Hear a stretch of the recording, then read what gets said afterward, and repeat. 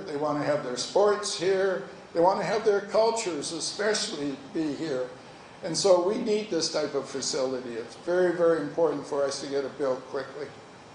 And just as a follow-up, we've talked about where that money will be coming from, but how much are we looking at? Do you have any idea how much it's going to cost? No, we're going to look at it, as you probably all know, prices are all over the place in construction right now. We do the most construction in Surrey of any city, certainly in BC, probably across Canada with our housing and so forth.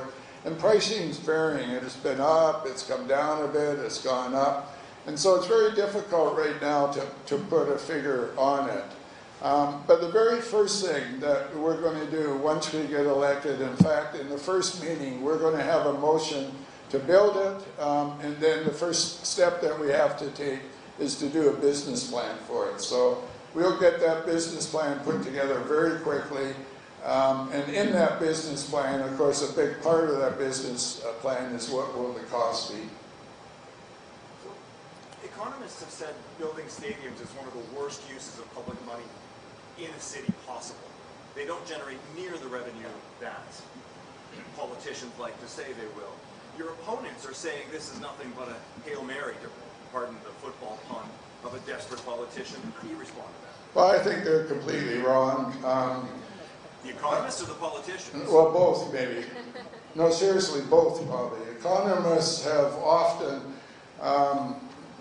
predicted things that have not happened. Politicians often do it. And we're not one of those politicians. Our commitment over the last 4 years, we've done. We said we were going to do, we're going to be done. But what a stadium does for our city, because of our growth, and I've mentioned this in my talk already, is the fact that it's going to help on tourism. Tourism is critical in this province, and tourism is a stadium will really promote it. There's a figure that was used, and if I could remember, I would give it to you, but you can check with the BC men's fastball tournament. It's in the millions and millions of dollars that tournament is going to bring to the city of Surrey. Through small businesses, through restaurants, through people buying stuff to take back home, buying clothes here, on and on and on. The economic benefits of sports tourism is huge. And when a lot of our small companies or restaurants or small businesses are suffering, this really gives them a huge boost. So what economists don't do, they just take the raw stadium as a factor. They don't take the whole picture of all the businesses that are going to benefit from it. So yes, in your comments, the economists and the politicians are wrong. As a follow-up, cities like Abbotsford, Kelowna have all built 20,000-seat hockey stadiums and struggled to keep the lights on. You talk a lot about taxpayers. How will taxpayers fund the ongoing operating costs? Look at the Olympics. The operating costs of those stadiums long-term are much different than the capital costs. And you say the federal government, the provincial government will come to the table with money for the capital costs. How do you fund it long-term?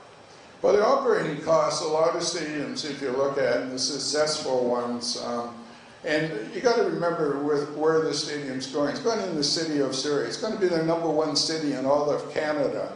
And that's a huge thing because we have so many people coming here. We run an awful lot of tournaments that a lot of people don't realize how many we do. We do the women's softball, for instance, World Championship. And I could go on and on with the tournaments we do. But on the operating of it, in the studies that have been done, which is basically through some of the restaurants and so forth, the operating costs are often covered by the restaurant or the food end of it and so forth. And also, one of the big expenses for all these stadiums is parking and parking lots. We're not going to have any. We're not going to have any cars there or any parking lots. It's going to be all by transit. Some of the newer stadiums are doing exactly that. There's at least a couple that have been built where they're looking at having no cars in it and have transit. I've been in the one in Tokyo. It's a 100,000 seat stadium. doesn't have any cars in it or any parking in it.